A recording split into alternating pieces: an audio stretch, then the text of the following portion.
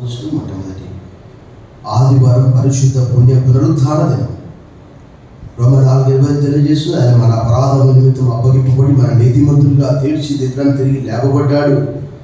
ప్రతి ఆదివారం మాకు ఒక పర్వదినం, పండుగ దినం. ఎందుకంటే మా పాపములను పడమటికి తూర్పు ఎంత దూరమో అంత దూరపరిచి సముద్రపు అగాధంలో పడవేసి మళ్ళీ ఎప్పటికీ అన్నిటికీ జ్ఞాపకం చేసుకోనని సెలవిచ్చిన మా గొప్ప తండ్రి నీకు వందనాలు. నేనే నా చిత్తానుసారంగా మీ దోషులను తుడిచి I will wipe out your sins. ఈ ఉదయం మధ్యాహ్నకాల సమయంలో మరొక నూతన సంవత్సరం మొట్టమొదటి ఆదివారం పరిశుద్ధ పుణ్య పునరుద్ధాన దినంలో ప్రవేశపెట్టినందుకు వందనములు చెల్లిస్తూ సమస్త మహిమ ఘనత కీర్తిని ఆరోపిస్తూ ఈ స్తుతి ఆరాధన మా రక్షకుడు మా విమోచకుడు క్రీస్తు నామములో నీకు సమర్పిస్తున్నా మా పరలోకపు తండ్రి. దయచేసి కూర్చోండి. Please visit. You are welcome to this Lord's Telugu Baptist Church third service. ఈ ఉదయకాల ఆరాధన గురించి అందరినీ ప్రేమలో ఆహ్వానిస్తున్నాం. Great wall in the name of our Lord and saviour Jesus Christ. ప్రభువును రక్షకుడైన యేసుక్రీస్తు వారి దివ్య శుభ శక్తిగల నామములో మీ అందరికీ మరొకసారి నూతన సంవత్సరపు శుభములు సమాధానం కలుగుగాక.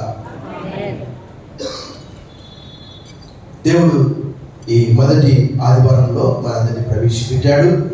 మరి సంవత్సరము ఇంకా 51 వారాలు ఉన్నవి. ఇది మొదటి వారము. క్రమంగా మనం 52 వారాలు ప్రభు సన్నిధికి రావడానికి మనం ప్రయత్నం చేశాం. ఈ దినము లేఖన భాగం మనం చదువుకున్నాము. 32వ అధ్యాయము. దేవుడు మనందరినీ ఈ నూతన సంవత్సరంలో ప్రవేశపెట్టిన విధానాన్ని బట్టి మరొకసారి ప్రభువుకు మనం బిగ్గరగా చప్పట్లు కొట్టి ప్రభువును స్తుతిస్తాం. ఇంకా మీకు ఏదైనా ప్రార్థన అవసరం ఉంటే మీరు మాకు తెలపగలరు. సహోదరులు ప్రభుదాస్కి నిన్న దినం ఆపరేషన్ జరిగింది. ప్రాస్టేట్ సంబంధమైన ఆపరేషన్. వారి స్వస్థత కొరకు కూడా ప్రార్థించండి. ఇంకా ఎవరికైనా ప్రార్థన అవసరం ఉంటే మాకు తెలియజేయగలరు.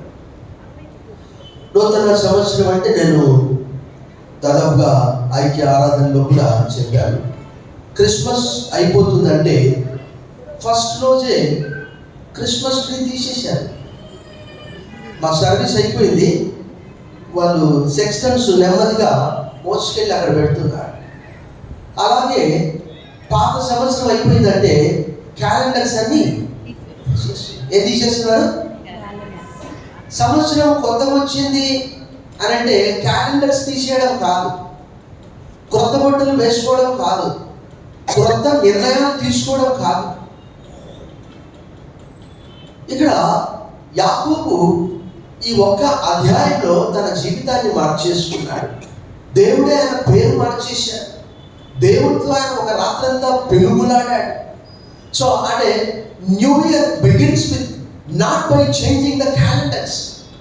క్యాలెండర్లు మార్చడం కాదు, but being changed by God. దేవుడే మార్చాలి. మన జీవితాన్ని మార్చేది దేవుడే. ఎందుకంటే ఇక్కడ యాకోబు అంటే అర్థం ఏంటి? బిగ్గరగా చెప్పాలి. చాలా మంది అంటారు వాక్యము చదవనటువంటి వారు, వాక్యం తెలియనటువంటి వారు, పాస్టర్ గారు ఎక్కడుంది మోసగాడని, ఎవరిని మోసం చేశాడు అని అంటూ ఉంటారు. కానీ వాక్యము ఫుట్ నోట్స్లో జాగ్రత్తగా మనం చదవాలి. యాకోబు అంటే అర్థం ఏంటంటే మడిన పట్టుకొనువాడు లేక మోసగాడని గ్రంథంలో. మోసగాడిని దేవుడు ఏం చేసేసాడు? ఇశ్రాయేలుగా. అంటే నీవు దేవుడితోనూ మనుషులతోనూ పోరాడి గెలిచావు. నీవు బిగ్గరగా చెప్పటువంటి ప్రభుత్వం. దీనికి ఒక టైటిల్ పెట్టుకోవచ్చు మనం, wrestling with God at the new year, at the beginning of the new year. దేవునితో పోరాడం. ఈ వాక్య భాగం నాకు క్రమంగా నేను వాక్యం రాస్తూ ఉన్నాను. మొన్న రాసిన ఈ వాక్య భాగం నేను అనుకుంటూ ఉన్నాను, ప్రభా ఈ నూతన సంవత్సరానికి నేను ఏ వాక్యం చెప్పాలి అంటే దేవుడు అన్నాడు ఈ వాక్యం ఈజ్ వెరీ సూటబుల్. ఎందుకంటే చాలా మంది అనుకుంటారు కొత్త సంవత్సరం అంటే గుంపు. నేను గత మాసం ఎండింగ్లో చెప్పాను, క్రిస్మస్కి వచ్చిన అతిథులంతా చెప్పాలి. క్రిస్మస్కి వచ్చిన అతిథులంతా వెళ్ళిపోయారు. గుంపుతో గడిపాము. న్యూ ఇయర్ అంటే మనం అనుకుంటాం పార్టీస్ అనుకుంటాం, గుంపు అనుకుంటాం ఎప్పుడు. కానీ నూతన సంవత్సరం అంటే కేవలం గుంపులుగా కాదు, సమూహములుగా కాదు. వాచ్నైట్ సర్వీస్ రోజు అయితే ఎక్కడ లేని జనము 1500 మంది, 2000 మంది, 2500 మంది వచ్చారు.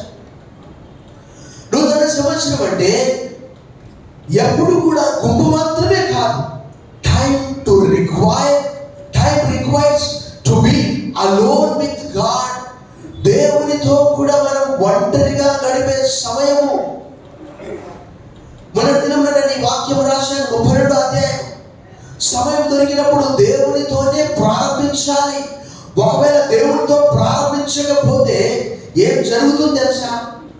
పాత సంవత్సరపు భయాలు, ఫెయిల్యూర్స్, పాపాలన్నీ కూడా వెంటబడి పీడిస్తూ ఉంటాయి. నువ్వు చేసిన పాపం ఎక్కడ పోతుంది అంటారు కదా. గోచులో పాపం పెట్టుకొని కాసిపోతే పోతుందా అని అంటూ ఉంటారు. పాపం ఎక్కడో పోదు, వెంటే ఉంటుంది. కానీ మనందరికీ తెలుసు యాకోబు ఏం చేశాడు. అబ్బా ఎంత పెద్ద మోసగాడంటే 25వ అధ్యాయంలో ఏశావు చాలా తెలివిగా, ఆయనకి ఇట్లా అడవికి పోగానే ఆకలైందట. అడవికి పోయినాగానే ఆకలి అయిపోయిందట. సంవత్సరాలు కాదు, గంటలు కాదు, ఇలా పోయాడు. అలా ఆకలి అన్నాడు. అప్పుడే ఏం చేశాడు? చాలా తెలివిగలవాడు కదా, బలవంతుడు, తెలివిగలవాడు, చాలా యుక్తిపరుడు, ఉపాయపరుడు. ఏం చేశాడు? ఆ అడవి నుంచి వచ్చినటువంటి అన్న ఆకలితుందా నాకు అంటే, సరే నీకు ఆకలింది కదా, నా దగ్గర ఉన్నటువంటి చిగురుగాయల కూర ఇస్తాను, నీ చేస్తత్వం నాకు. రెండోసారి 26వ అధ్యాయము ఇస్సాకు ఏం చేశాడు? నేను చచ్చిపోతున్నాను, నేను ఎప్పుడు చచ్చిపోతాను నాకు తెలియదు, నాకు కంటి చూపు తగ్గిపోయింది. ఇస్సాకు మాంసప్రియుడు కదా, అందుకొరకే అబ్రహాం కంటే 5 సంవత్సరాలు ఎక్కువ బతికాడు. అబ్రహాం 175 బతికితే ఇస్సాకు 180 బతికాడు. తిండి బలం అది, బాగా మాంసం అన్నమాట. అయ్యా నేను చచ్చిపోయే ముందు నేను ఆశీర్వదిస్తాను, నువ్వు పోయి అడవికి పోయి ఆ మాంసం తీసుకొని రా అంటే సరే అని చెప్పి ఏషా వెళ్ళిపోతాడు. ఏషా వెళ్ళిపోయిన వెంటనే రెబెకా ఏం చేస్తుంది? చాలా తెలివిగా తల్లి చాట పిల్లవాడు కదా, అయ్యా ఇగో నాన్న ఆశీర్వదిస్తాడు, వెళ్ళు వెంటనే. అమ్మా అన్నయ్యకు మొత్తం చర్మం అంతా వేరుగా ఉంటుంది కదా, వెంట్రుకలు కదా, రోమములు. ఎందుకంటే ఏషావు అంటే రోమములు గలవాడు లేక ఎర్రని వాడు అని కొట్టుడుచులు అక్కడ రాయబడి. ఏం కాదు నేను చూసుకుంటా, శాపం వస్తే నా మీదకే రాలి. వెంటనే యాకోబు మాంసం సిద్ధపరిచి తీసుకొస్తే దీవెనలన్నీ కూడా తీసుకున్నాడు. ఏశావు అన్నాడు, ఈ రెండోసారి యాకోబు అనే పేరు వారికి సరిగా సరిపోయింది. నాయన నాకేం దీవెన లేవా, ఒక్కటి కూడా లేవా? లేవు నాయన, నీకు అన్ని శాపాలు, నీ పంట ఎండిపోతుంది, నీ సహోదరుడు నీ సహోదరు లోపడతావు అని చెప్పి పగబెడతాడు. 26వ అధ్యాయంలో పగబెడితే రెబెకా విని ఒక్క రోజే ఇద్దరిని చంపుకోవడం నా వల్ల కాదు. ఏశావు అన్నాడు, వారిని ఘాతం చేసేస్తా. యాకోబు కొడుకున దీవెనలన్నీ కూడా తీసుకొని దొంగిలించాడు. అంటే ఇస్సాకు రెబెకా ఇద్దరు కూడా ఎవరి దగ్గరికి పంపిస్తారు? లాబాను దగ్గరికి పంపిస్తారు. లాబాను దగ్గరికి వెళ్ళి అక్కడ 20 సంవత్సరాలు ఉంటాడు. ఈరోజు మనకు సమయం తక్కువగా ఉన్నది. ఒకవేళ ప్రభుచితం అయితే వచ్చే వారం ఇది కంటిన్యూ చేస్తాడు. 20 సంవత్సరాలు వెళ్ళిపోతాడు. వెళ్ళే సమయంలో అక్కడ కూడా గాడ్ హ్యాస్ ఎన్కౌంటర్డ్ జేకబ్.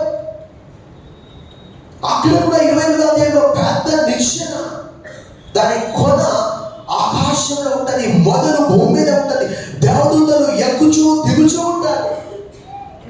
దేవుడు అంటాడు, యాకోబు యాకోబు నన్ను ఆశీర్వదిస్తాను, తూర్పు తట్టు, పడమర తట్టు, ఉత్తరం తట్టు, దక్షిణ తట్టు నేను ఆశీర్వదిస్తాను. నీ సంతానము ఇసుక రేణువుల వలె, ఆకాశపు నక్షత్రంలో వలె చేస్తాను.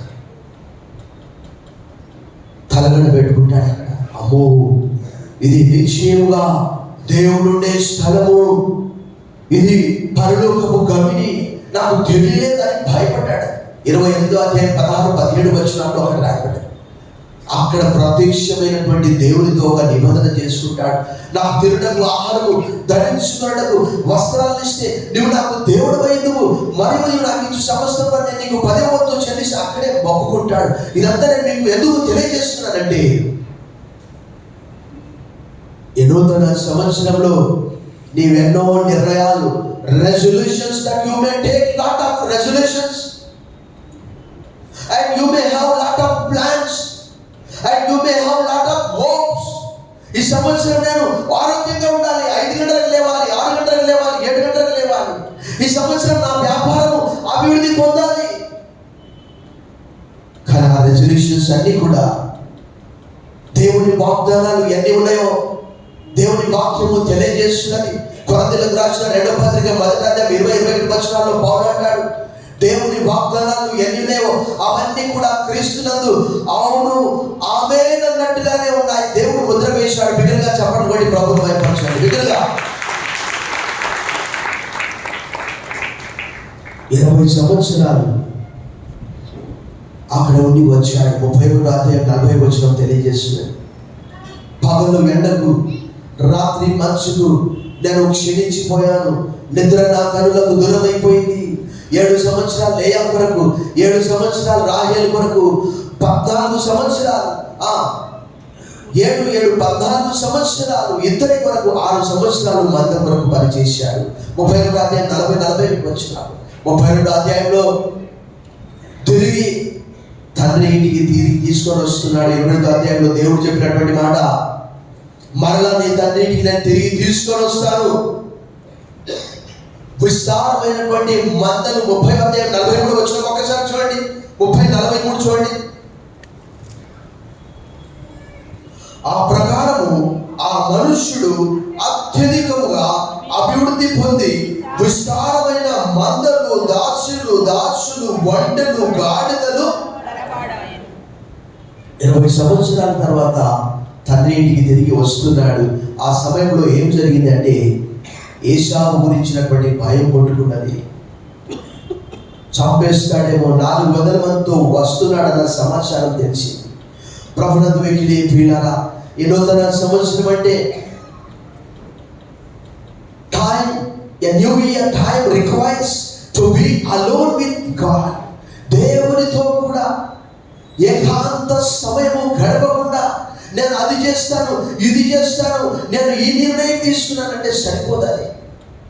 దాన్ని దేవుడు అవును ఆమేన్ అని ముద్ర వేయాలంటే చూడండి, విస్తారమైనటువంటి సంపత్తో వస్తున్నాడు. కానీ ఆ సమయం మందు ఆయన ఏం చేశాడు చూడండి, 32వ అధ్యాయము 22వ వచనం చూడండి. ఆ రాత్రి అతడు లేచి తన 2 భార్యలను, తన 2 దాసులను, తన 11 మంది పిల్లలను తీసుకొని యాకోబు రేవు దాటిపోయెను. యాకోబు వారిని తీసుకొని ఆ ఏరు దాటించి తన కలిగినంతయు పంపివేశాను. యాకోబు ఒక్కడు మిగిలిపోయాను. చాలు, నేను ఎవరు లేకపోతే దేవుని వాక్యం రాస్తూ ప్రార్థన చేస్తూ ఉంటాను. ఎందుకు తెలుసా? దేవుని వాక్యము తెలియజేస్తున్నది. తాను నిలుచుచున్నానని తలంచుకున్నవాడు పడిపోకున్నట్లు జాగ్రత్తగా. పాస్టర్నే కావచ్చు, పాస్టర్లనే ఎక్కువ పట్టుకుంటుంది అపవాది. మీ విరోధి అయిన అపవాది గర్జించే సింహం వలె ఎవరిని మృంగుదునా.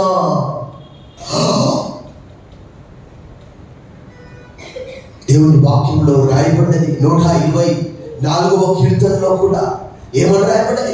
మనుషులు మన మీదకి లేచినప్పుడు, వారి ఆగ్రహం మన మీద రగులుకున్నప్పుడు, యెహోవా మనకు తోడయుండగా వారు మనం బ్రతికుండగానే. మనిషిని మింగడం సాధ్యమేనా? దాని అర్థం ఏంటంటే, మనిషిని పైకి రానియకుండా పనిచేసే చోట, వ్యాపారం చేసే చోట, నివసించే చోట తొక్కేస్తారట. 124వ కీర్తనలో రాయబడినది భక్తులంట. ఈ యాకోబు కూడా భయం పుట్టుకున్నది, ఏశావు ఎక్కడి నుంచి చంపేస్తాడో. 26వ అధ్యాయంలో 27వ అధ్యాయంలో చంపేస్తానన్నాడు. చూడండి ఒకసారి అక్కడ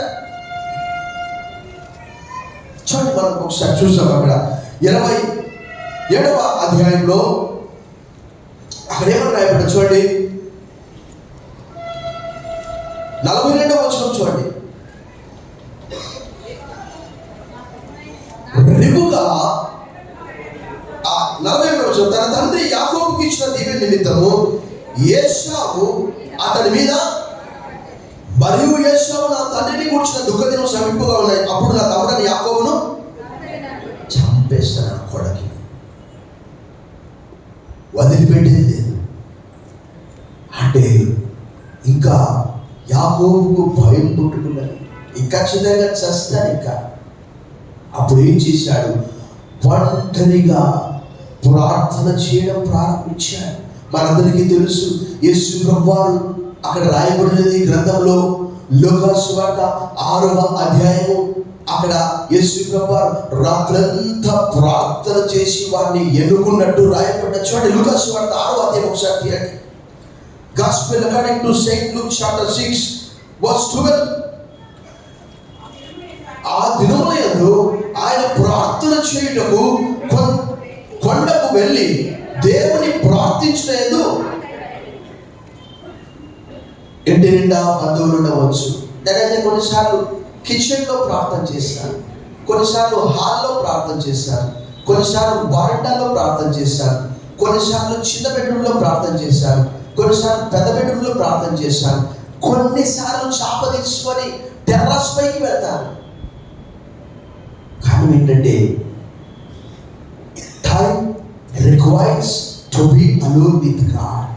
పాపంలో పడిపోకుండా మరలా పాత సంవత్సరం యొక్క జ్ఞాపకాలు మనము 442వ పాటలో ఒక చరణం పాడతాను చూడండి. అక్కడ 442వ పాటలో పాత ఆశలు కోరక జీవితాంతం వరకు నీకే సేవ సల్పుదనంటిని అనే దాంట్లో చివరి వచనం, పాప మార్గము తరిగిపోవక పాత ఆశల కోరక ఎప్పుడు నిన్నే వెంబడింపగా కృపను సంగమును రక్షక. పదవి ఆ చివరి చరణం పాడతాం. జీవితాంతము వరకు నీకే సేవ సల్పుదునంటిని, జీవితాంతము వరకు నీకే సేవ సల్పుదునంటిని, నీవు నాతో నుండి ధైర్యం నిలిచి నడుపుము రక్షగా. జీవితాంతం వరకు నీకే సేవ సల్పుదునంటిని, పాప మార్గము తరిగి పోవ పాత ఆశల కోరక, పాప మార్గము తరిగి పోవ పాత ఆశల కోరక, ఎప్పుడు నిన్నే వెంబడింపగ కృపణ సంగము రక్షక. జీవితాంతం వరకు నీకే సేవ సల్పుదునంటిని. కొత్త సంవత్సరం అంటే క్రిస్మస్ బంధువులు వచ్చారు, వెళ్ళిపోయారు. కొత్త సంవత్సరాన్ని కూడా మనం ఎవరైనా పిలుచుకోవచ్చు. కొత్త సంవత్సరం అంటే పార్టీలు కాదు, పండుగలు కాదు, బొంగులు కాదు. కానీ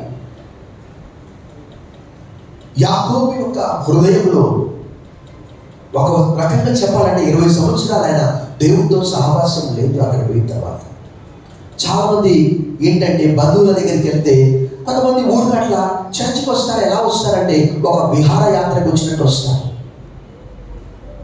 చర్చ్ అయిపోయిన తర్వాత కూడా 1 గంట 2 గంటలు ఇక్కడ కూర్చొని చక్కగా భోజనం చేసుకొని, నేను అంటాను కొంతమందికి ఆదివారం అనేది ఒక విహార యాత్ర.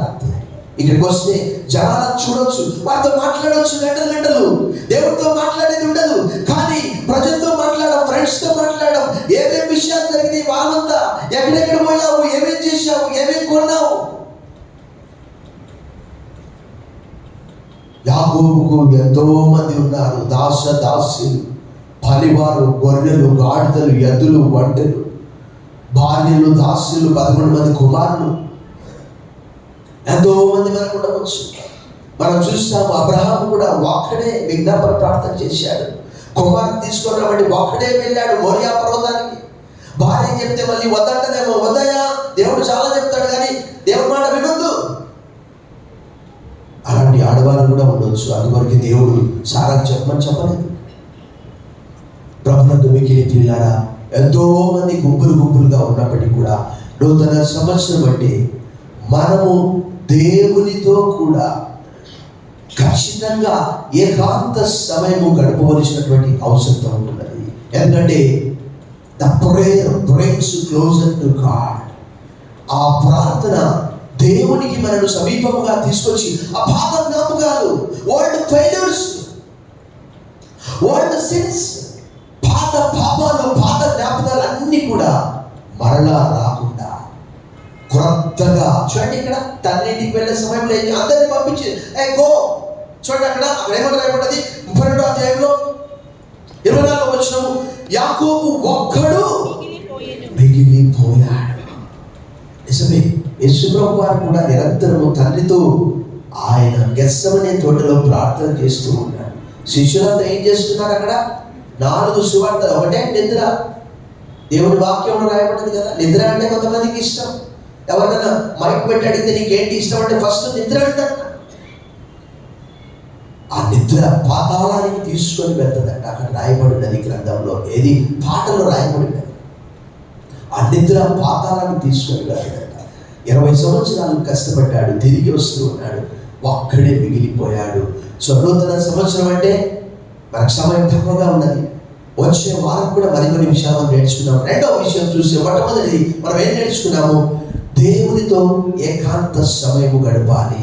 రెండవదిగా చూస్తే చూడండి అక్కడ 24వ వచనం రెండవ భాగం నుంచి, ఒక నరుడు తెల్లవారు వరకు అతనితో పెనుగులాడెను, తాను అతని గెలవకుండా చూసి తొడ గూడి మీద అతని కొట్టెను. అప్పుడు అతడు ఆయనతో పెనుగులాట వల్ల యాకోబు తొడగూడు. న్యూ ఇయర్ మీన్స్ స్ట్రగుల్, ఒక పోరాటము. వాస్తవంగా దాన్ని రెజ్లింగ్ అనేది కూడా ఒక స్ట్రగుల్.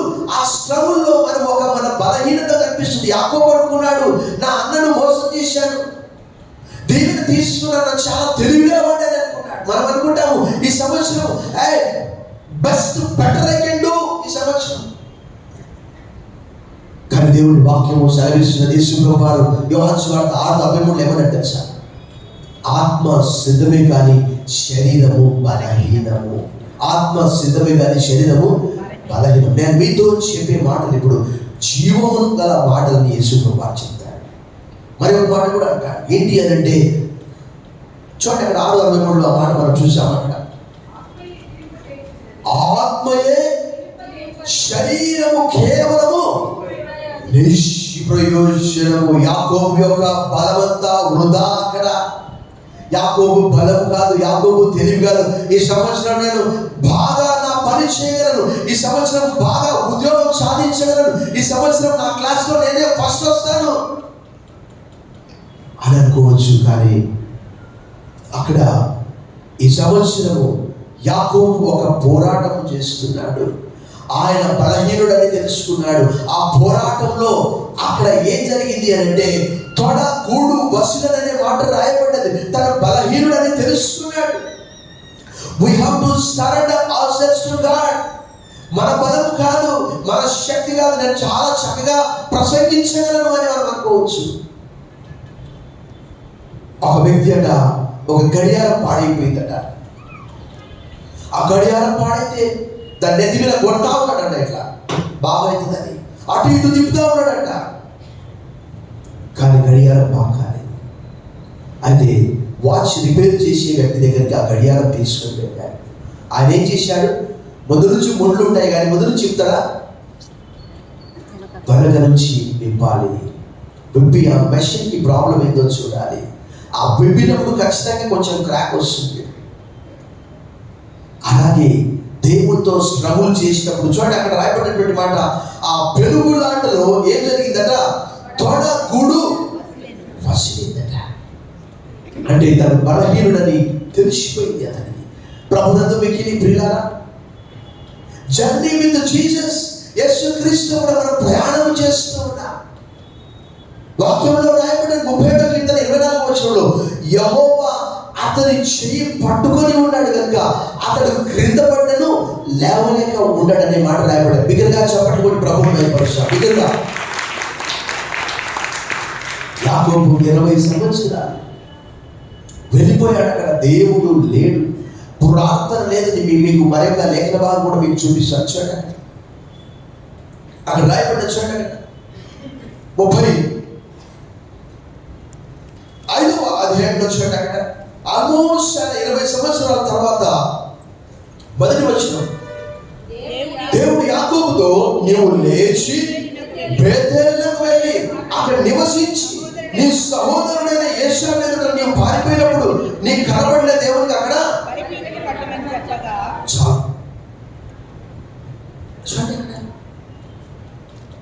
20 సంవత్సరాలు స్వంత తెలివితో దేవుడు అక్కడ ఉన్నాడు. తనతో కూడా యాకోబు యొక్క జీతము లాభాన్ని ఎన్నిసార్లు మార్చాడు? 10 times. చెప్పండి దగ్గర ఎన్నిసార్లు మార్చాడు? 10 సార్లు మార్చాడు. కానీ దేవుడు అతనితో కూడా ఉన్నాడు. కాబట్టి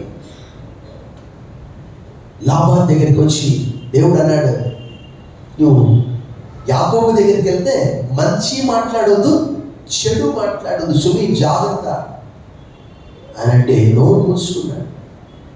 ప్రభుత్వ వెకిలి ప్రియులారా, తప్పకుండా ఈ నూతన సంవత్సరంలో మొట్టమొదటి 100 మంది ఉండొచ్చు, మనకు ఫ్రెండ్స్ 150 మంది ఉండొచ్చు, 200 మంది ఉండొచ్చు. కొంతమందికి ఏంటంటే కొంతమంది ఇన్స్టాగ్రామ్లో ఉంటారు, కొంతమంది ఫేస్బుక్లో ఉంటారు, కొంతమంది వాట్సాప్లో ఉంటారు. కొంతమంది ఏం చేస్తారంటే చచ్చిపోయే ముందు వాట్సాప్ నేను చేస్తున్నాను రా అంటే ఒకడు రాడు. ప్రభుత్వ వెకిలి ప్రియులారా, time to be alone with God, time to struggle. తప్పకుండా దేవునితో రెస్లింగ్ విత్ గాడ్, పోరాడుతూ ఉన్నాడు. అందులో కొంత నష్టం కూడా జరుగుతుంది. మరగ మంచిదే, నష్టం మంచిదే, తొడగూడు వసిలింది కానీ ఆయన వదిలిపెట్టలేదు. ఈ సంవత్సరము హోల్డ్ ఫాస్ట్ ద బ్లెస్సింగ్. దేవుడు నన్ను దీవించేంత వరకు ఈ మందిరం నుంచి వెళ్ళని చెప్పాలి ప్రతి ఒక్కరు. చూడండి అక్కడ రాయబడ్డది, చూడండి అక్కడ 26వ వచనం, ఆయన తెల్లవారుచున్నది కనుక నన్ను పోనిమ్మనగా అతడు నీవు నన్ను ఆశీర్వదించితేనే కానీ నేను గట్టిగా పట్టుకోవాలి. నూతన సంవత్సరంలో దేవుని మనం గట్టిగా పట్టుకోవాలి. విశ్వాసంలో స్థిరంగా ఉండాలి, బలంగా ఉండాలి. చూడ ఒక అద్భుతమైన లేఖన భాగము ఈ మందిరంలో నన్ను ఎప్పుడు ఆ లేఖన భాగం చూపించలేదు. కొరింథీయులకు రాసిన మొదటి పత్రిక 16వ అధ్యాయము చూడండి. కొరింథీయులకు రాసిన మొదటి పత్రిక 16వ అధ్యాయము 13వ వచనం,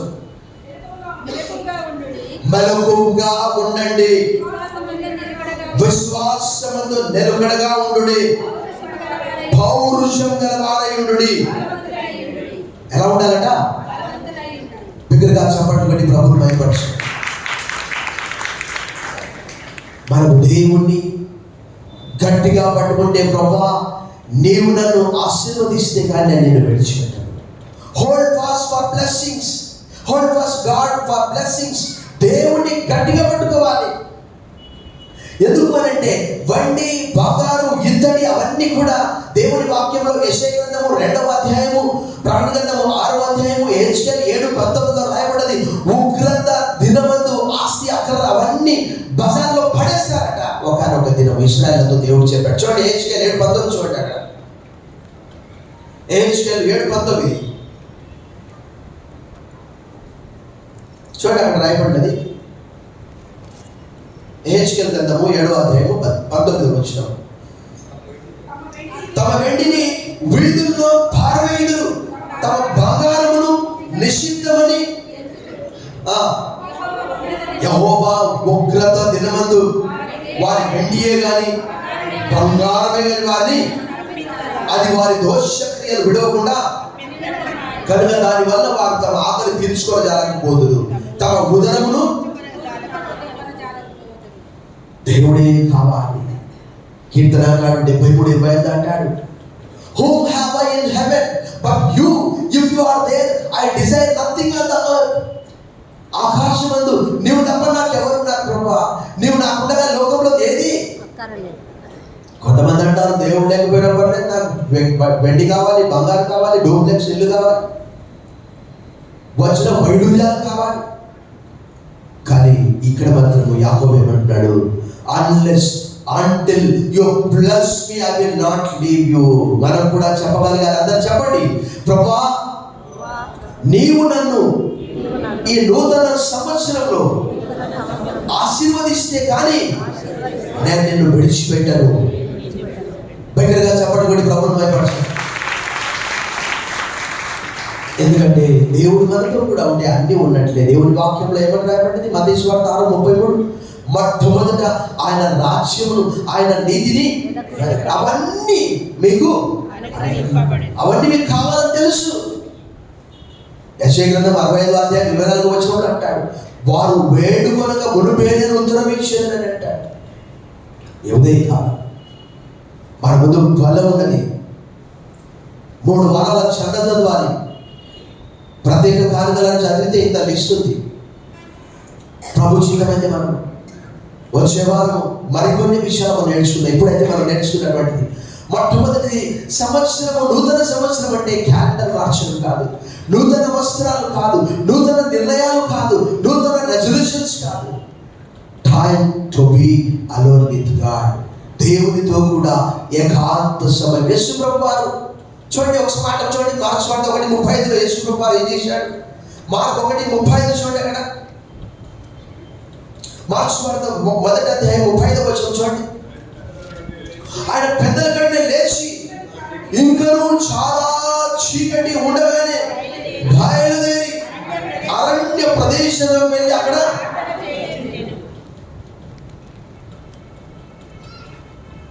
ఆయన దేవుడే కదా, ఆయన ప్రార్థన చేసుకోవాలా. దేవుని వాక్యంలో రాయబడింది, ఆయన శరీరధారిగా ఉన్న దినముల్లో మహారోదనముతో, కన్నీళ్లతో, విజ్ఞాపనలు, యాచనలు చేసినందున ఆయన అంగీకరించబడ్డాడట. హెబ్రీ పత్రిక 5:7-8 రాయబడ్డాడు.